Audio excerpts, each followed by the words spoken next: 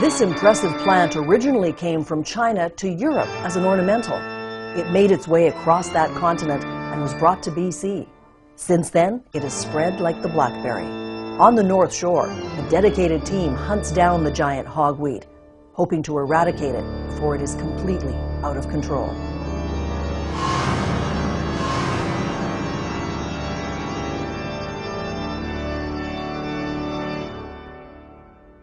You may not realize that you've been burned until a day or two later. It slowly comes out. It's photophytodermatitis. So when you get the sap on you, it reacts with the sun. I think what happened with me is I was fully covered. I think when I took my gloves off, it got onto my skin. 2 days later, I could see redness on my arm. 3-4 days later, there was a real distinct burn. It was blistering, and it can scar. It can leave a permanent scar. If you do get the sap on you, they suggest immediately soap and water to try and clear it off.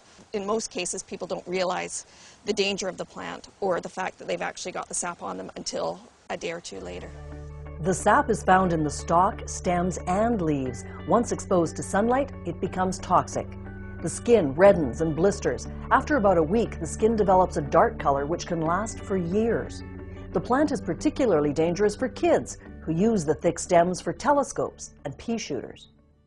Okay, so I've got this specially made tool because you want to be as far away from the plant as possible when you pull it down. To take the plant down, you need to have the blade at an angle. If you try and cut straight across, it doesn't work. So I'm going to cut it down. It's going to fall, and then I'm going to remove the seed heads and put them immediately into the bag, and then cut it into smaller pieces, put it in a bag, and this bag here will go into the landfill, not into the green waste, because we don't want the plant spreading. It's important to be completely covered as much as possible, but the sap from the plant can cause blindness, so goggles are really an important component of this whole suiting up. What we're trying to do is determine if we are actually getting on top of this whole hogweed battle, and we're mapping through the city. We GPS where the plants are, and we're putting together the actual square meters of area in North Vancouver that has the hogweed problem, and we have noticed a